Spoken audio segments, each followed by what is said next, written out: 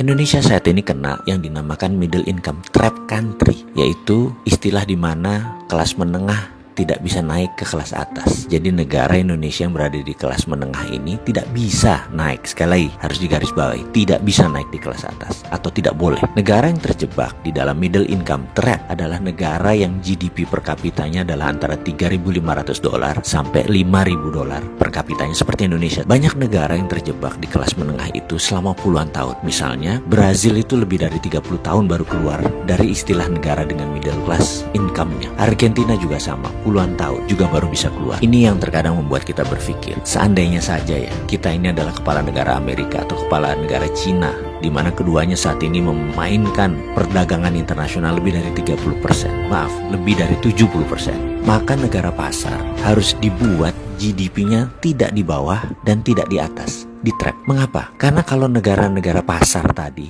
income-nya naik, maka negara tersebut harus menjadi negara produsen, dan ini malah menjadi kompetitor negara besar. Nggak boleh. Jadi nggak boleh negara tersebut jadi produsen. Kalau negara tersebut miskin, misalnya GDP-nya di bawah 1.000 per kapita, mereka nggak mampu beli barang Cina dan beli barang Amerika, dan kedua negara itu nggak mau membuat negara tersebut miskin. Makanya negara-negara market harus dijebak di tengah. Cara trapnya bagaimana dan mengapa harus di trap atau dijebak? Biasanya negara yang berpenduduk besar yang dijebak di tengah oleh negara kapitalis. Caranya dengan jangan jadikan mereka negara produsen dan manufaktur. Kedua, jangan jadikan mereka swasembada pangan. Terakhir, jangan mereka bisa mengendalikan energi. Ada sebuah perkataan dari Menteri Luar Negeri Amerika dulu namanya Henry Kissinger. You control the food, you control the people. You control energy, you control the country. Kalau mau mengendalikan rakyat, kendalikan pangan mereka. Kalau mau mengendalikan sebuah negara, kendalikan energi mereka, minyak bumi mereka. Kita kasih contoh sederhana negara Venezuela yang baru-baru ini. Negara ini menghasilkan minyak lebih besar dari Indonesia. Suatu saat Venezuela melawan dalam tanda petik Amerika